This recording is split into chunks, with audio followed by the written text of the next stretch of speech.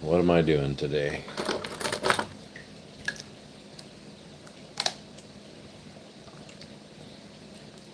Drinking water and cooking dinner. And just wanted to say welcome back to you guys if you're gonna be in here. Anyways, just gonna give you some updates here instead of listening to this crappy sound you've been hearing. And I'm not sure how well these videos are working, if they're glitchy or pixelated or whatever. You can let me know in the comments, would you? I ordered a mic, so that'll make things easier, and I'm looking into some faster internet. So, just so I can tell you a story, and it's not about a man named Jet either. Somebody was asking me to tell me what they wanted to see or hear, scariest stories or my first coyote hunt. Well, let me tell you, I started out wanting to get, maybe I'll save this for a better microphone. I'm going to save it for a better microphone. But I will tell you something. I'm going to save my good stories for when I get a microphone. Oh, I see somebody's in here. I did order a microphone today. One of my most memorable coyote hunts was when I was pretty green, and I used to lay down in the snow, and I went to this friend's place on my way back from school and called in this coyote within like 5 minutes and shot it. Got up to the house, saw another coyote across the road.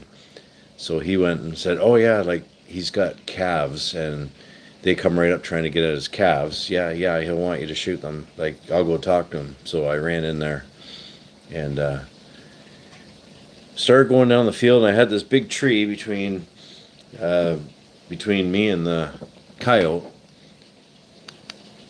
And I got all the way down, and he was out in the middle of the next one. When I got there, he was gone. So I laid down in the snow.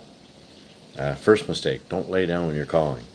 So I started to blow on this call, and we didn't have electronics back then. It was all hand calls. There was no such thing as a Fox Pro or a Lucky Duck or an Icotec or even a Primos. And I started to blow the call louder and louder and louder.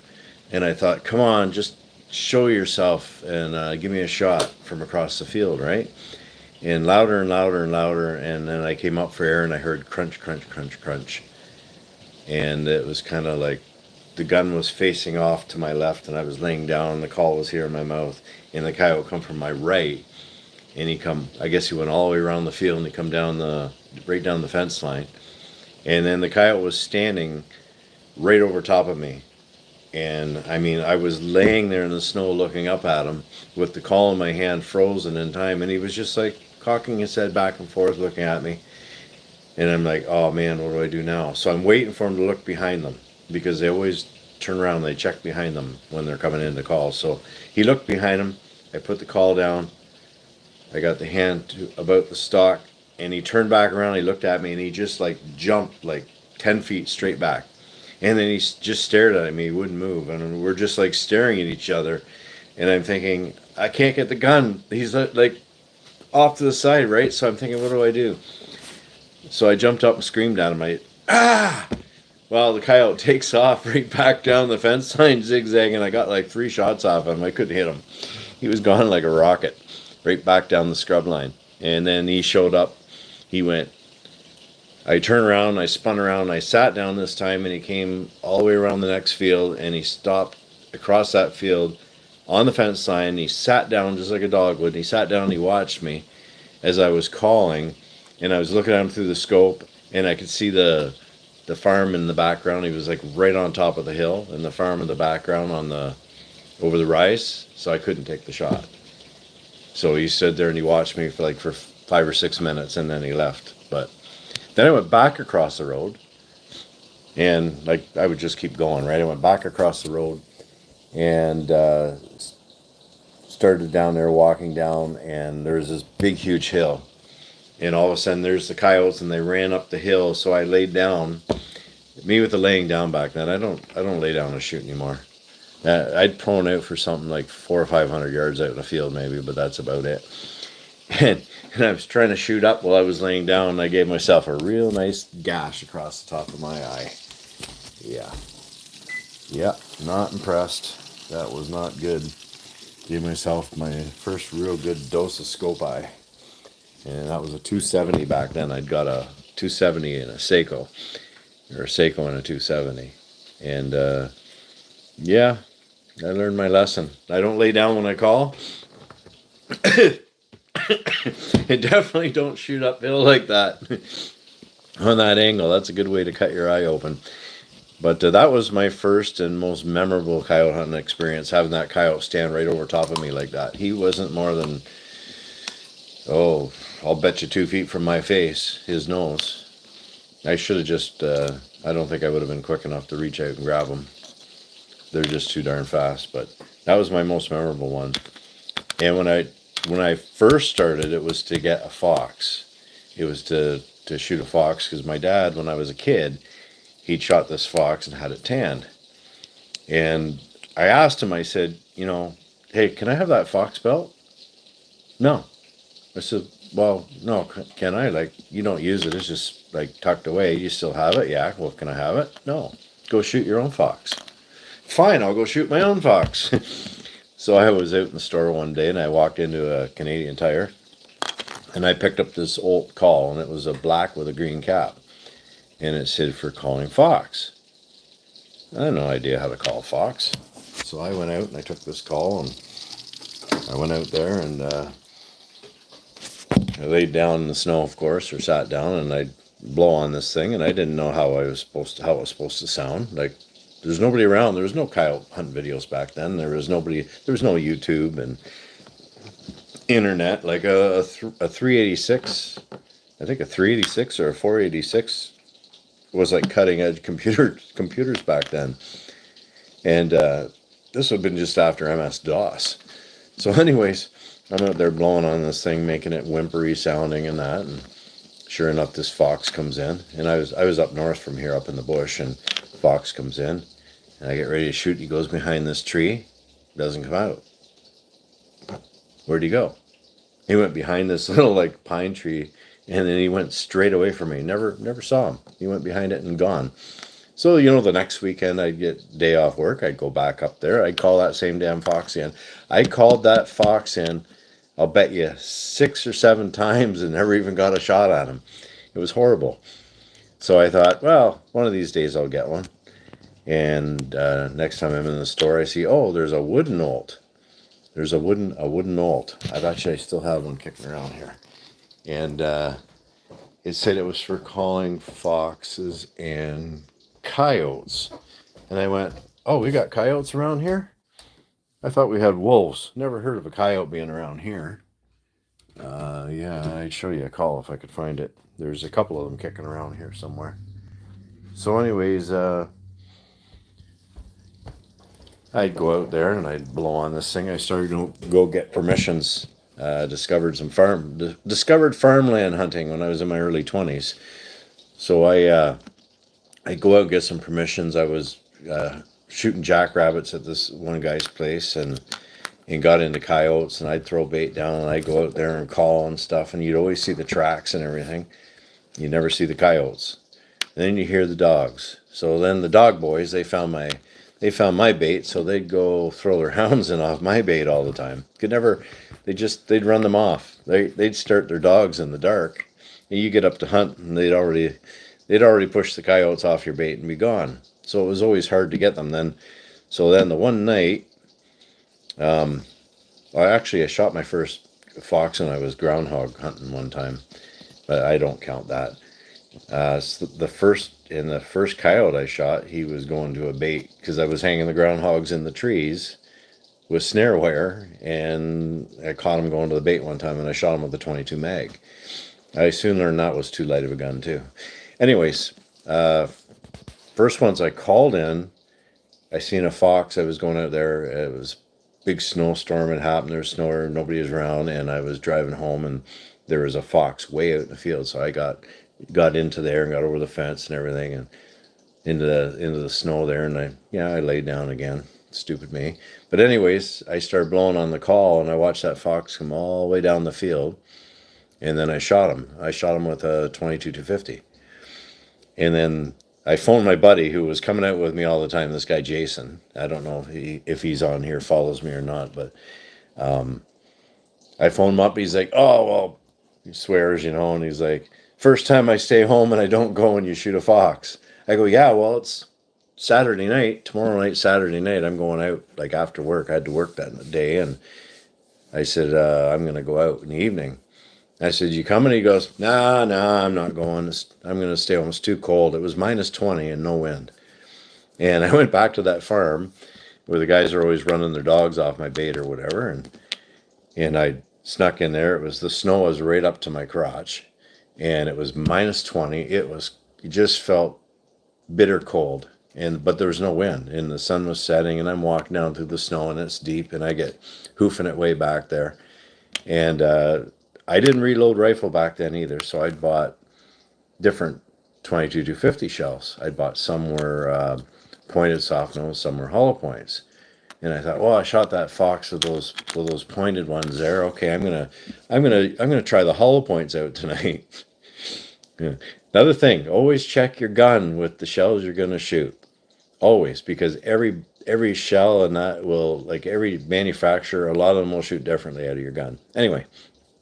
So I get down in my spot and I got this wooden olt and it's got a little squeaky around it too there. So you put your finger over and you blow it. It's cottontail. And if you put your hand over the end, you can make just like a little squeaky toy out of it. So I get way down there in the snow and I go, oh, this is a good spot. And it kind of opens up in there and then there's a fence line further back and then big long fields. So I'm sitting there in the snow and I start squeak, squeak, squeak. I'm not even blowing it like a rabbit. I'm just making this long whimpering squeaky. And I'm sitting there looking up and I can see this coyote from as far as I can see him. And he's coming.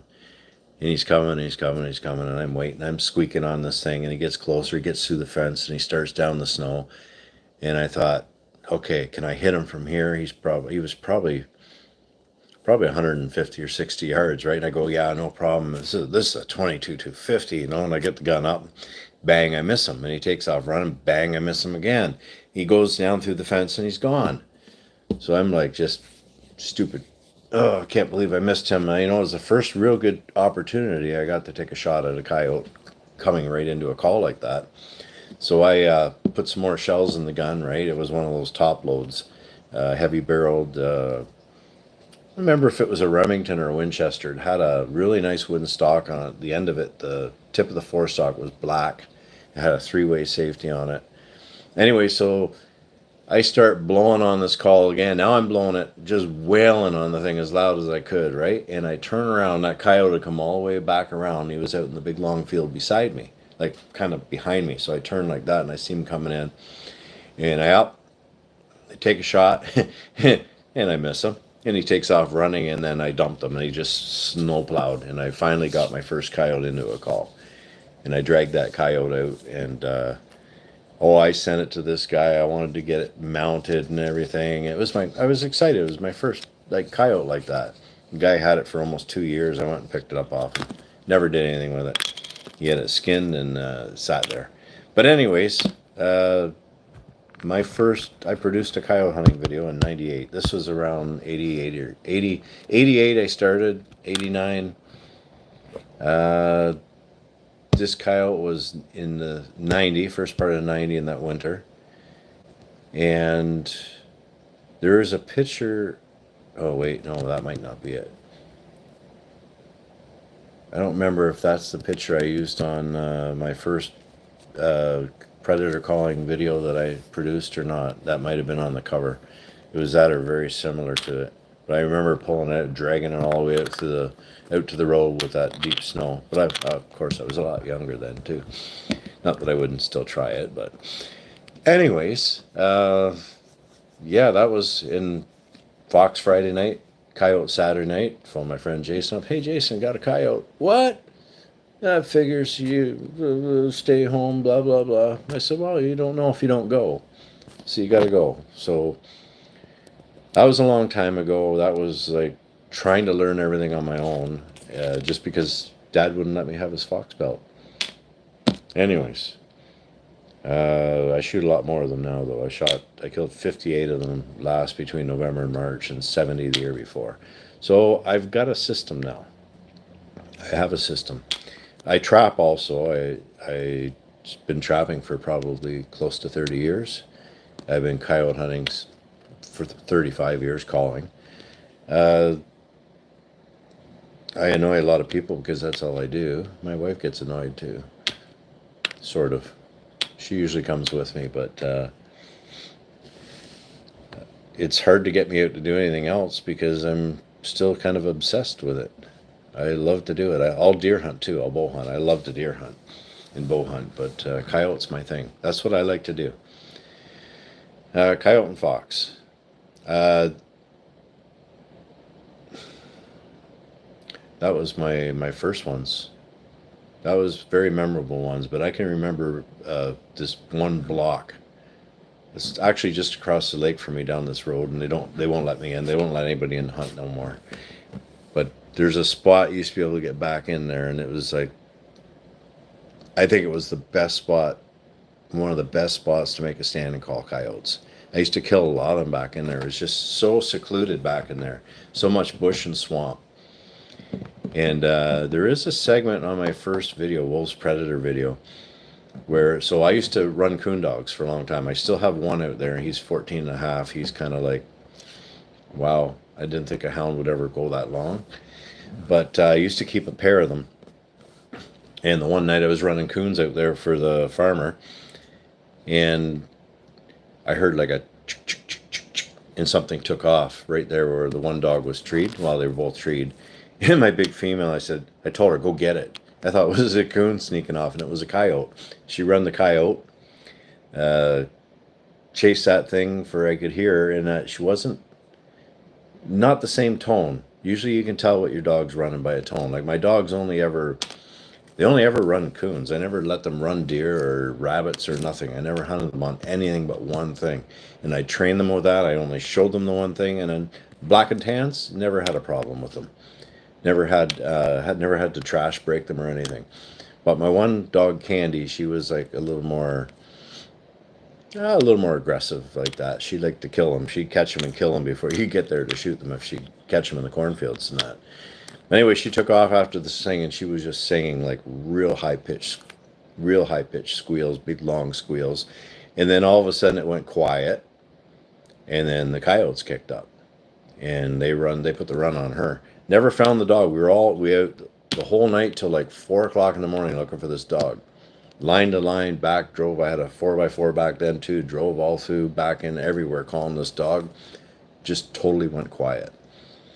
So I just like couldn't do it anymore. I was like falling asleep. So it was me and 2 other people. We went back, went to bed, got up I was going to get up sooner, but I slept in. I looked at my watch, it's 8:30, and I jump up and I got to get in my truck and bomb out there. I got to look for my dog. Well, I took my sweatshirt off and I left my sweatshirt on the ground. And I got out there, and it was a fresh snow and blanket of snow. I couldn't find my shirt. It was gone. I knew exactly where I left it, but it was gone. It was like right there. Kicked the snow away. No, it's gone. Or it'd be like close to a post, right? And I seen these tracks. They come out and they cross the highway, and they went to this guy's backyard, and they come back and went across the road. So I went, oh, that's weird. So I thought, well, I'm gonna have to ask, right? I could see they were up.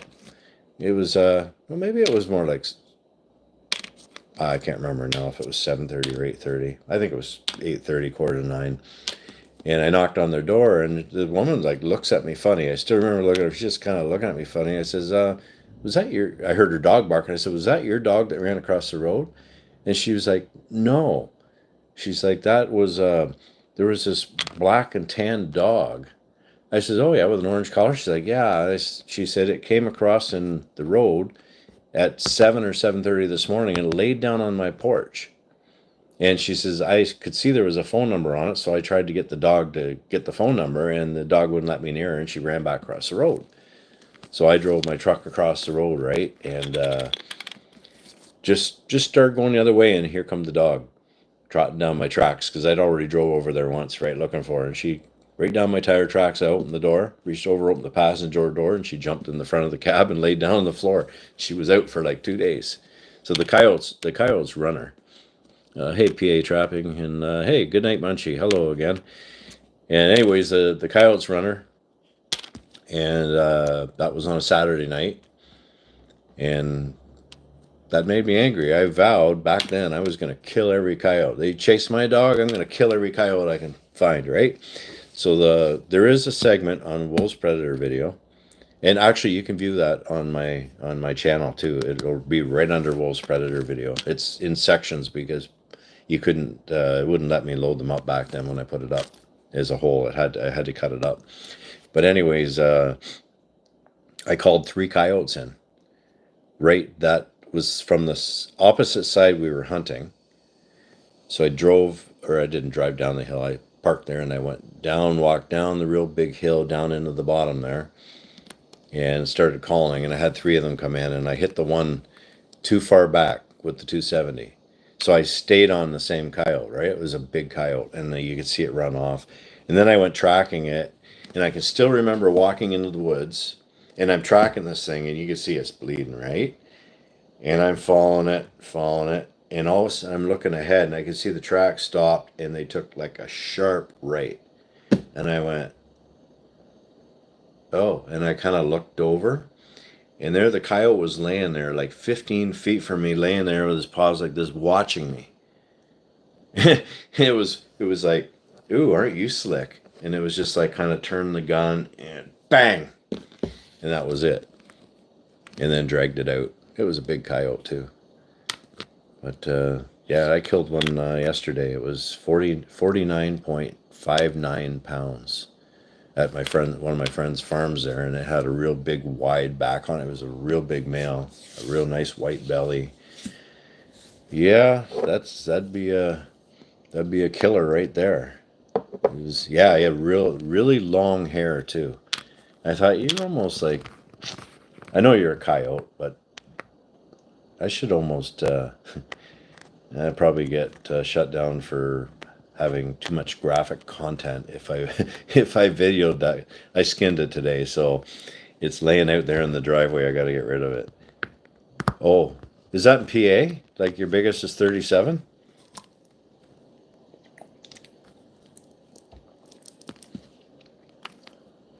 $37, that would be like, yeah, 37 here would be like a small female. I hunted back in 99. Some guys that bought my video, they were from Arizona. And guy, Vic Carlson, I haven't been able to find him on the internet there. Have you ever used dogs for hunting coyotes? No, I talked to the guys. I think it's, isn't that Hartley's that got the coyote dogs? They call them decoy dogs. I think it's Hartley's, Josh Hartley or something. I follow him. I've talked to him a few times. Yeah, that'd be pretty cool. I've never done that. I've hunted with hounds where you chase them with the hounds, and you get guys, you cut them off, right? And the dogs will run them, and you try to get ahead of them or whatever and shoot them when they come out into the opening where you can see them. I've only ever run coons at night with mine. Caught 6. I'm doing a nuisance job right now that's about between 15 and 20 minutes from here, and they're coming out, and the guy's getting concerned, and there's at least 2 of them, and they're eating the shriveled up apples on an apple tree, and they're getting the apples, and they're laying. Yeah, they do. Yeah, we have some Mennonites out here. I think they drive them too. They have a hill. The apple the hill comes down from their house in the back, and the apple tree's at the bottom. They get the apples and they go lay up on the hill, and I'm talking 30 feet from their back door. So the guy was going on about it online, and someone tagged me in there, and I got talking to him. So he's hired me to get rid of them. So I've got trap sets there. I had started with 2 sets. I used gland and long distance call and some skunk, and I baited a number 3 at each set. I did a flat set. My flat sets are different though. I'll set a trap, and I'll drill a hole. Sometimes I'll drill 4 holes, like around it, being 2 feet from it. And then I'll put a different scent down each hole. And the coyote will work back and forth, checking the holes. Eventually they step in it.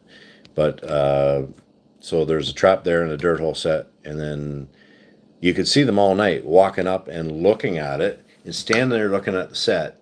And then you'd see the next picture, he wouldn't be there. He'd be behind it. Like, and I'm talking 20 feet behind it. And then he'd be up by the apple trees and back all over, but they wouldn't, he wouldn't commit to go right up to the dirt hole. There's a piece of deer skin with hair on it down there. There's like,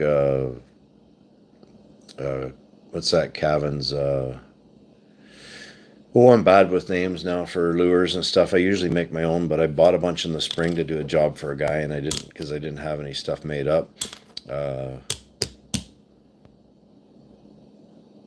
I can't remember the name of it. It's a popular one, anyways. It's a popular one. It's like a meat one with a bit of skunk and stuff. And I had some coyote gland, and I put another little hole. Yeah, Hiawatha Valley. That's it. Good one. Hiawatha Valley, and then I had some Cavan's Gusto. And I just scented this thing up and drilled a couple holes in one, and I put a little piece of stick with some hellfire on it. Put that in the ground, thinking that'll get them going. I wasn't gone very long, and they showed up. But they've been back and forth, and then I think I don't know if it was a fox or coyote this morning because it was far from the camera. I went down and put another set yesterday, and I put here's another trick for you there, PA trapping. You want to know what they really like? It's my go-to. Is dog food and leftover rotisserie chicken bones. It works sweet. Bobcat chunk bait. Yeah, I've never tried that. I just if you get if you get one of those stinky, smelly rotisserie chickens, and you get the scraps left over, I always save the fat and the skin and. Oh yeah, really? Yeah, dog food. Another guy I know, a native guy. He's a couple hours west of me. His name's also Bob. He got in the trap and we started talking, and he's like, "Yeah, I bought a big bag of dog food." Yeah, so I drilled my hole and filled the hole full of dog food, and then he sprinkled around on the ground before the trap and everything. That's how he was catching them. And I said, "Yeah, dog food works. I've tried it." And so, especially fox too. Fox really like cooked chicken. I think that's their favorite dish. They like the raw ones too, the fresh ones from the farms, but the cooked chicken. So we had a bunch of wings we cooked up, and I kept all the bones and stuff. So I went over in there and I did put a little bit in that hole. I put some dog food in there, the original set, and that's when I forgot my drill for my auger. I got a 3-inch auger. Anyway, so I made another set, put up a second camera, and filled it full of dog food and chicken bones. And I've drilled it nice and deep too, so once they get onto that, they'll be down there, they'll be working it until they actually step in that trap. And then I just sprinkled a little bit before it on the ground. Then the coyotes never come back last night. A quick peek, early, gone. And then there was a fox. And then the fox was there this morning. There's nothing all night. Fox was there this morning. And like before I started this live feed, the fox was back again. So I don't know. I may be going out to dispatch a fox. Actually, you know what? If I catch that fox tonight, I'm not going to shoot him there. I'm going to stuff him in a cage again. I take my catch pole. I'm going to take him out of the trap and put him in the cage. Yeah. If his fur's good, then I'll snuff him and skin him. But if his fur's not good, like if he still looks early, it's not looking too beautiful, if you know what I mean, maybe I'll just let him go. I hate to kill a fox. The fox aren't bad. A lot of guys don't like. He's a 177. Oh my goodness. Yes, I did use my deer scraps from the deer I killed. I did use that. Not there though, somewhere else. Yeah, I killed a rat in a live trap with a 177. Not a coyote though. Fox I'll use usually just to Just a 22 I'll use. I could use a CB long or whatever, or quiet. Same with coyotes. You want to make sure they're dead though before you go and grab them. Anyways, no, if I get a fox, the fox aren't too bad. Um, yeah, no, I just like the scraps after I cut my own deer up. So if I kill a deer and I cut my own deer up, I'll just go dump the scraps and then I'll put a camera up just to see what's around. And we get some dead stock too, eh? Like farmers, they lose something, lose a calf or they lose a cow or something, and you just get some dead stock there and draw the coyotes into an area and then kill them all. That's the idea. So that's don't trap at your bait though, because you'll get if you trap at your bait, you'll get unwanteds. Like you could get birds of prey in there. You could get owls, hawks. We get a few bald eagles around here, although I haven't seen any in a trap ever. Um, yeah, if you get someone's dog in there, if you get someone's dog in there, I'll tell you, don't be nice. Don't be nice. I can't really show you here, but I was too nice to a dog one time. Here, too nice to a dog one time. This one, and it got a hold of me and damn near tore my hand apart. Well, it did tear my hand apart, but almost removed my thumb for me too. Um, if you get a dog and you're trapping, right? You got permission and everything, and you're doing everything legal on that. You go get the landowner. You tell the landowner to take his own damn dog out. If you don't know whose dog it is, if it's a really big if it's a really big dog, I mean you should use a catch pole regardless. But if you're gonna let it go, I'd be real careful because some of those big dogs. Uh, I'm not no wimp. I'm not no weakling or anything. But I'd be a little reluctant about taking a 150-pound dog out of a trap because if that dog's a nasty dog and you take him out even with a catch pole, soon as you get that noose off around his neck, look out.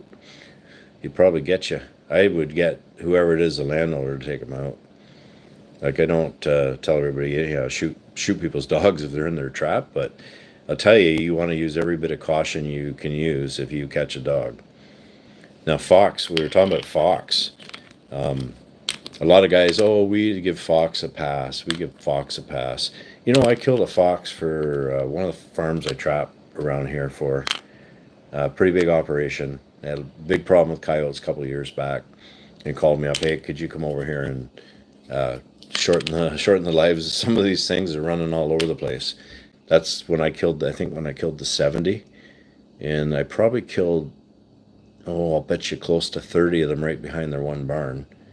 They were all over the place. Same with the fox, right? But a year ago spring, the one son phoned me up and said, I don't remember if he texted me or phoned me, but he said, yep, yeah, I see that, Munchie. Yeah, they're. I wouldn't take someone's dog out of a fence. Yeah, I learned my lesson. But the fox took a run at his 3-year-old. Right, the 3-year-old. It was right behind their house, in their lot. It's their farm fields right next door and everything. But it came up to their deck. It come right. The kids' play stuff is just off the deck and everything. And the fox started trying to approach the kid. Came after the kid. They chased the stupid thing off and it wouldn't leave. So he phones me. I went over there at 8 o'clock at night and put a dirt hole set in the field. And when they woke up in the morning, the fox was in it, like 120 yards from the thing. Cost jobs. Yeah, our laws up here, we have to use offset cast I'll use offset cast, or they have to be double laminated. They like them to be double laminated. But the cast ones are about the same width there. But they're always offset. I use 4 coils. Yeah, I don't really care if they're okay. And if it's somebody's dog and it's at large and it gets in your trap, I really could care less whether their dog's okay. But what I care about now, after learning my lesson, is being careful you don't get bit up, because now my hand is never the same. It'll never be the same. My thumb is really screwed up. Actually, the doctor said that they were surprised that I'm doing as well as it's as mobile as it is. It's a surprise to them. Yeah, the raccoons will pull out of them easy. We don't really use foot traps for raccoons though. We use conibears. Connies or you could use a live trap, but they don't teach in our trapping courses to use a foot trap for a raccoon. If I get a raccoon and a coyote set, it's an accidental, and it don't get taken out either. It gets taken out dead. I guess if it's not in the season, I could take them out with a catch pole, but usually it's in the fall when they're not hibernating yet and they're still in season. Uh, and if you want to get skunks, just do your dirt hole sets in October instead of waiting because the skunks are still out and they'll find them. They'll find your dirt hole set. They always do. I used to get that one every year, so I'd shoot it and I'd leave it in the trap and give it a week, and it was usually a day or two, sometimes a week. The coyotes would take it out for you. Oh, really? So with our conibears here, we're only allowed to a 330 has to be put in water. You can use a 280 on land, same with a 220, or I think there's a 180, isn't there? And 110s or 120s are what for about good for muskrats. That's about all they're good for, or weasels. Um, no, our 330s have to be in water, but it doesn't say how much water they have to be in. Usually a channel where a beaver's coming up, you'd stick a 330 in there, but I mean they've got some bigger traps now. 220s. Uh, I had something digging up my coyote sets one time years ago, and right in the middle of the field. That's where I like to trap coyotes. If you're going to trap them right in the middle of the field, like right out in the open. You'll have better success in the middle of the field than you will along the edge of the field. They like that. I think they like that nice and open, be able to see everything around them. But anyways, something was digging up my trap, and I thought, geez, what is that? And I'm looking at the track, and it looks a bit like a fox. And I'd reset it and dig it up again.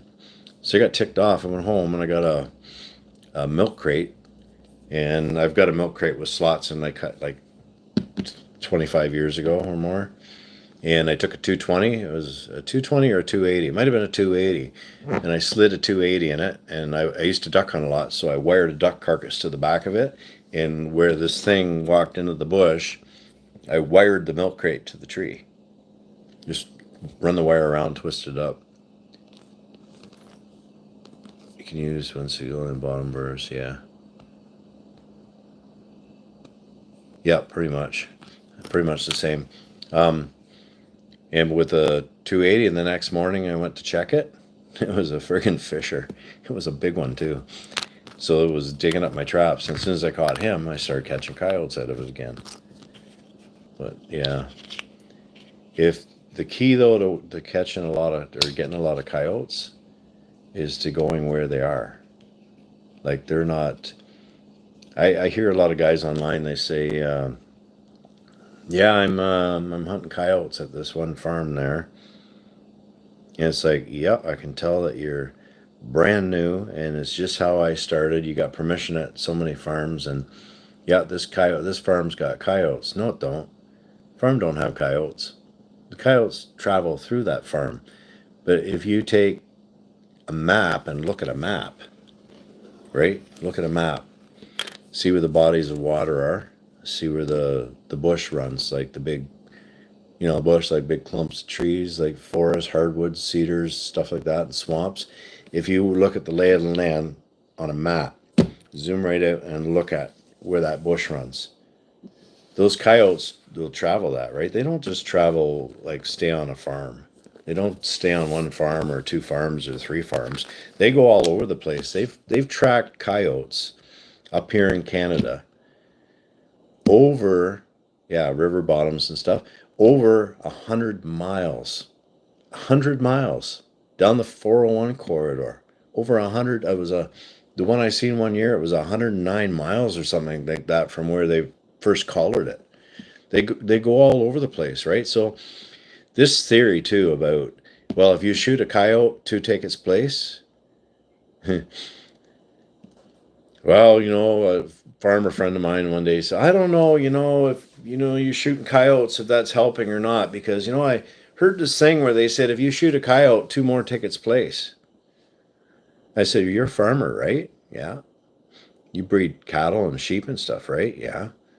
I said, and you know about dogs, right? Yeah. And I said, pardon my language, but this is the proper word for it. I said, does a dead bitch throw a litter? And he just like looks at me and he's like, oh no.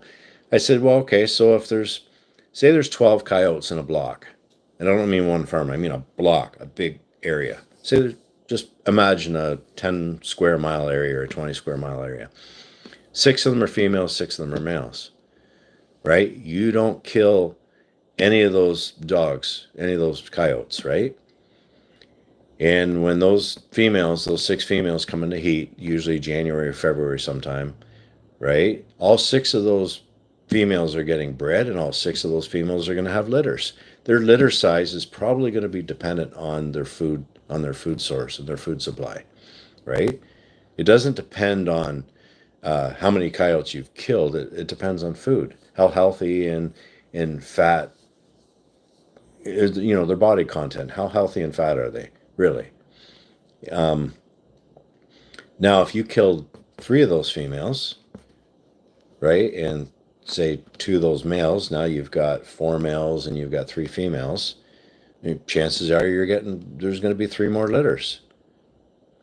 If you killed all 6 of those females, it's just biology and science. There's no litters coming from those 6 females. None. Those 6 males, or say there's 4 males now, are going to travel and look for females, right? They're going to probably find females in another area. They're going to look to mate, or they're going to move out, and they do pack up. They do stay in their families. They'll run together and hunt together. I've seen it. So now the next year, okay, these coyotes from further over, say where there was, say, 7 or 8 of them, and they break off and wander around, and then they come over this way to where this other block was, where there was originally the 12 coyotes. They're going to move over into that territory because, oh, look, there's like more deer and bunnies over there. And, oh, we don't have any opposition now. There's no coyotes over there. There's nothing there. I guess we can take that over. So, yeah, you're going to get more coyotes because they move around. They don't, like I said, they've tracked them. They go over 100 miles, some of them. So even though you've killed those, say there was those 12 coyotes, right? 6 females, 6 males. You killed all 12 of them. The next year, chances are, yeah, you're going to have some more coyotes there. And then you're going to kill them too. And then the next year, and then the next year. And if you keep on hunting them and trapping them, it's going to keep their numbers down. But like I say, you got to look at the map, the big picture, right? Look at the big picture. Don't just look at 1 or 2 farms. Look at the lay of the land, right? And you can get will coyotes inbreed with each other? Sure they will. They're dogs, right? They're dogs. There's a thing called line breeding. Look that up. They do that with dogs. So you're still going to get coyotes, but like this farm is 5 minutes from me, right? They were calling me like we're overrun here. They're all over the place. So I've killed the first year. I killed a lot of them over there. I killed 8 the first week, calling them in up behind the barn. See you, PA. Thanks for joining there. Good chatting with you there. Good luck with the trapping, right? Tight chains. Anyways, second year, still killed quite a few over there, but not nearly as many, and they weren't running all over the place. Same with fox, all over the place too. But yeah, yeah, you have a good night.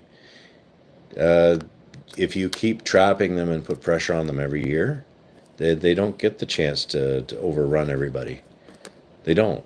It's like I took 9, like 2 winters ago, I took 9 right out of a guy's backyard, right in town, in the city here, like Peterborough. It's not a real big city, but it's getting there.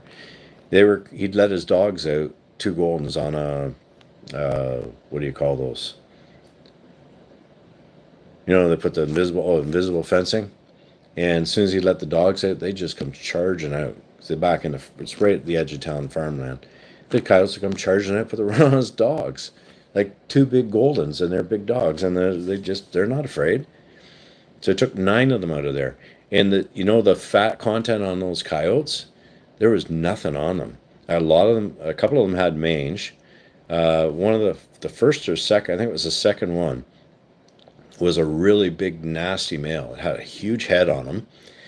It's like I walk around the corner of his house, and I'm 80 yards from the trap set, and that thing is growling and snarling at me. Yeah, nasty. They'd be the ones that were running right in town to Jackson's Park. I think a kid got nipped there. A young kid got bit there or something a few years back. But so it was after that. But it's like I thinned them out as best I could. The next year, he's like, "Yeah, haven't seen nothing. Haven't seen nothing. Haven't seen." Oh, yeah, we got a couple just ran through my yard. And I said, "Well, if you want me to come out, I can do it. I'll take some more out of there." But it's like it's hard to keep up, right? Because you got them. They hit the farmlands. I think what happens is they clean out the small game. They clean out the deer, run out all the bunnies and everything, and then where are they going to go? They're looking for food, right? Great place to find food. Just move right into town. Lots of like town Peterborough here has got lots of squirrels running around, people's cats, chipmunks, birds. Oh, they run in there, they eat, pick people's garbages, right? So now they're in town, and there's little green patches in town and stuff, parks and that. They get in the parks, they come out, they go lay down in the woods or whatever most of the day, and then they come out and yeah, and they travel around at nighttime. Even in Toronto, I mean, I was talking to somebody in Toronto the one night, and I was up at their apartment, and I'm sitting in the truck in the parking lot, and a coyote runs right through. I could see it running down the sidewalk in the street behind the apartment buildings, runs right up past my truck, and I thought, aren't you brave? And down it goes. So I'm going in and getting on the elevator to go up. And there's this young girl in the elevator, and I said, "You should be really careful out here at night." She goes, "Why is that?" And I said, "Well, I just seen coyotes running through the parking lot." She goes, "Oh, I know." And I'm thinking, okay, I'm gonna get something weird coming from a city person, right? And she's like, "Oh no," she says, "when I come home from work late at night," she says, "they lay on the edge of the parking lot in the grass and they watch me." He says, "Is it ever creepy?" But see, you can't do much about it. I mean, what are you gonna do? You can't really go into town, and you can't really shoot them in town, right? You can't hunt them in town, of course. You could trap them if the cities would get their act together and hire some trappers to go in parks. Like I think was it Hamilton, Ontario, that had a problem. The mayor was giving out coyote whistles, giving whistles out to people to blow at the coyotes to scare them away. I sent them a letter and I said, "Oh, I have a solution for your problem. Get me in touch with the mayor." No response. "Oh, we'll put you in touch with what building and planning or something like that." I said, "I thought you had a problem. You're all over the news that you have a problem and you don't know what to do with it. You can't deal with it." It's like hire trappers. When you get problems like that, when kids are getting attacked and knocked down and bit, close those parks down, right? Close them down. Get a trapper like myself or someone maybe closer to go in, set some traps, and catch them. You don't have to kill them right there. You could like use a catch pole, right? Stuff them in a cage and take them out and euthanize them. Put them down. You get them running all over the parks and that. Then get trapped, close the parks down for people, gate them off or whatever, and let someone that traps drive in there. Let them go in there for whatever days or whatever. Put them up down there. Go in there and set some traps and kill them.